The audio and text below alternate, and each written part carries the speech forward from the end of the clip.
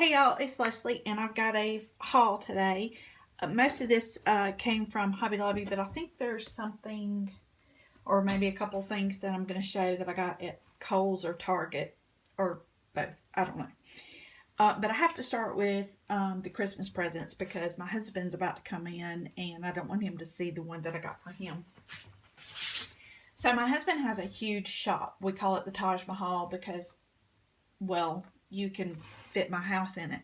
And the reason for that is because he and my dad both built one big shop that does wood shop, and my husband does auto and metal welding and things like that. So he does it as a business on the side. So anyway, it's bigger than my house. And he's got one huge wall that, 16 feet ceilings, and one huge wall that all he puts on there is signs. And so I go to Hobby Lobby, and when they have signs on sale, I pick him up one. And this is the one I got him this time. It's octagonal, like a stop sign. And I just loved it. I thought that was different. There was a couple about, beware of wife, but I've already gotten one of those. It was small, but I'd like to get him a bigger one. I saw one, but I decided I just got him one for his birthday, so I'm going to wait until another one. And another Christmas present is I got this, it's a just placemat. This is one of the things from Target. This was the Target, no, this was Hobby Lobby, but it was over in the 50, sorry guys, I guess I'm still tired. It was in the 50% off fall section.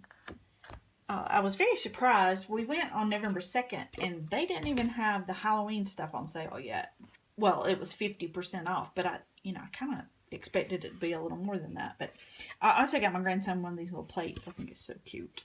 So 50% off. So this was $2 after the sale, and this was $1.99, so I got it for $1. So I thought that was sort of cute and different. Then a couple other things that I got at Hobby Lobby. The wood that you see back here is a paper. It's a photo background paper, and I like it, except that you can't see it, but there's a few, well, you can see this one, stains and tears and rips and paint drops. So I'm ready to get something different. So instead of getting, a photo drop paper, which wasn't really, I was okay with it, but I didn't want another one. And I do have much more of this that I can go back to, back and forth with. But I thought, okay, what can I do? And we came across these. This is poster board.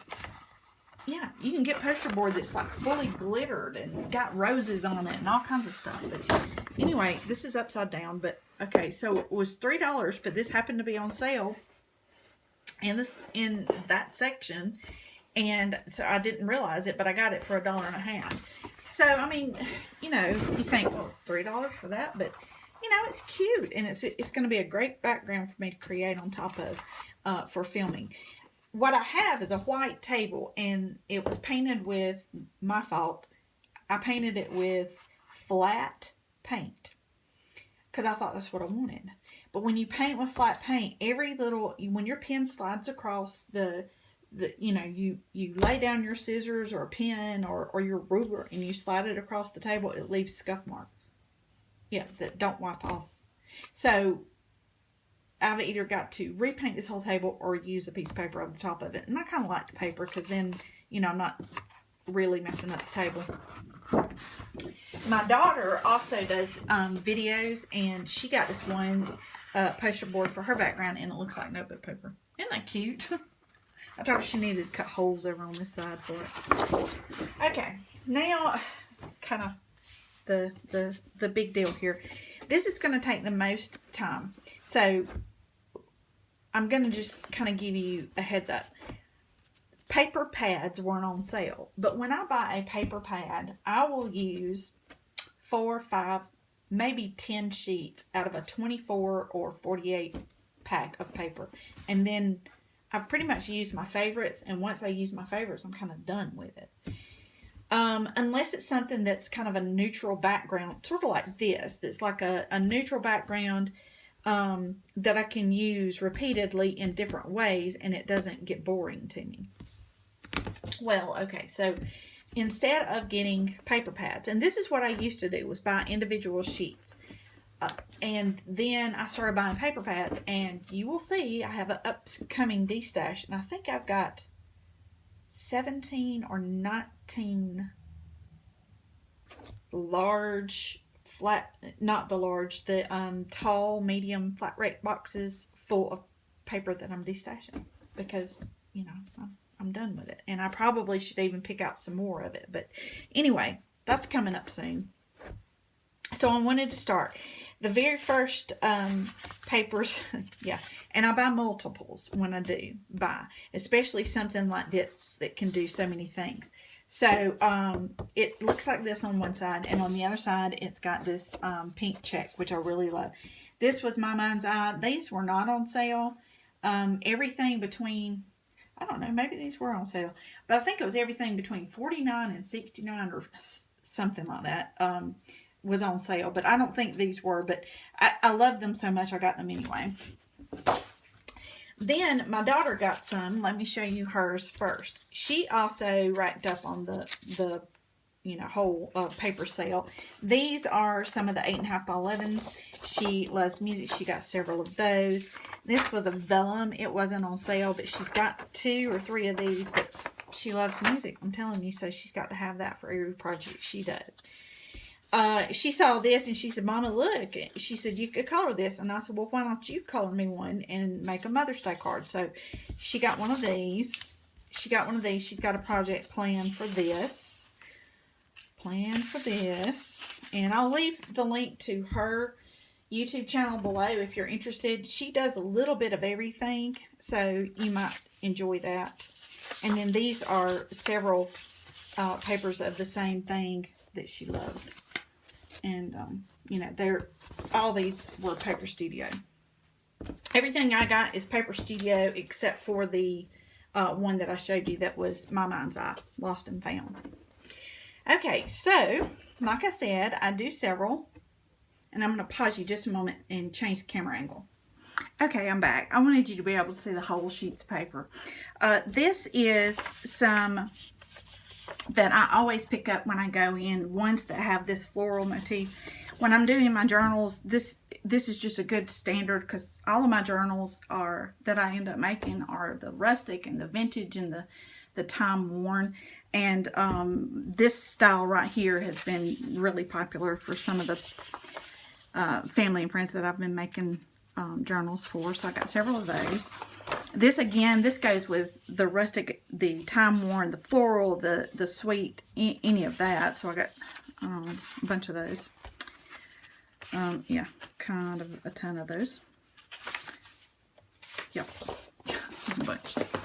I bought 124 pieces of paper. Yeah, but there we go. This, which is just, I love this so much. It's so pretty. It's not pink in your face. I actually could even go toward the reds if I wanted to. I really love that. It's very, very, very sweet. And again, I call this a neutral floral because I can pull any color from it and go from there. Here's another one. I like these that kind of have a generic pattern, but have this kind of worn edges and things. I love that. So I got, I don't know, 4 or 5 of those. The paper was on sale for 4 for $1. So I tried to stay within a, 4 or 6 of each one. This is upside down. And it's kind of like a newspaper with postage over the top, which I really like that. I don't normally buy ones that are newspaper print or postage print because I have those stamps and I have, plenty of other ephemera that I can use that look like that. But this one was kind of neat because it combined the two. I had not thought of that myself.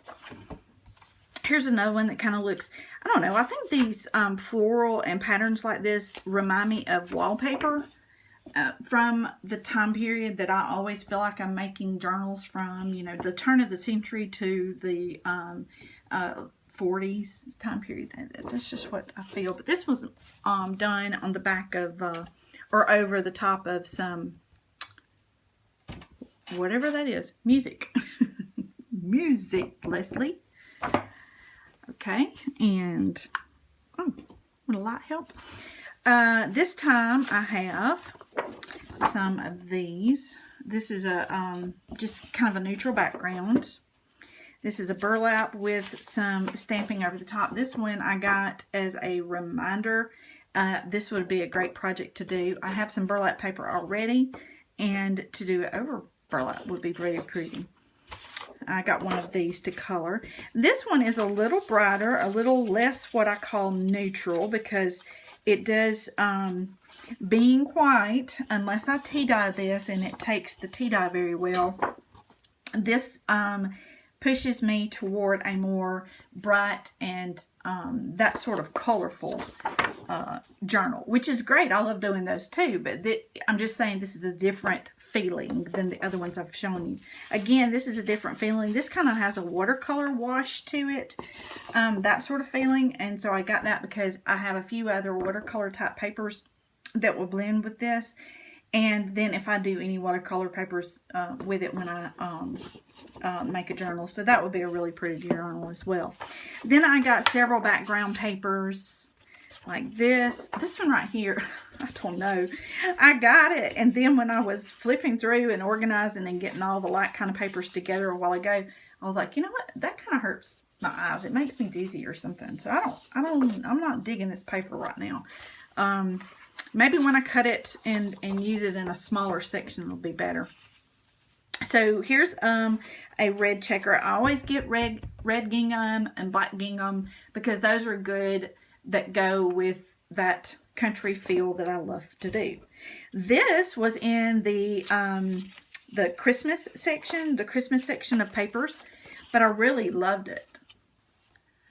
This comes from one of the Christmas sets that Paper Studio has, and I just loved it when I saw it. So I saw this one, and it made me think of one of my friends, so I had to pick that up. And then I love the vintage Santas. I love those. I just love that vintage Santa, and then I love the color of the cardstock and everything. So I got quite a few of those. I did not need any Christmas paper, but I had to a little bit. This is another one that's kind of really general. It's a great one for the background on cards and things, and then you can cut an element from something like this, or even with the snowman. So I really like that. This was in the Christmas section. I liked it because I thought, okay, this is a really good watercolor or acrylic painting idea for me. So I picked up one of those. Then from the 8.5 by 11s, I picked up a few of these that have the vintage music. I have plenty of vintage music books that have the music papers in them, but sometimes you need music paper that's acid free, and so that's what this purpose is, especially if I'm doing a mini album that's going to have photos, or if I'm doing a hybrid album that allows me to do the junk ephemera sort of vintage things that you have no idea if they're acid free or not, and do photos in there as well. Then you'll want some pages that are going to be acid free, and these music notes work with that. So here's another one that kind of reminded me of wallpaper. Yeah. And here's some background. A couple of those and a couple of these. Kind of a linen textures. What it made me think. I really like those. So I picked up some of those.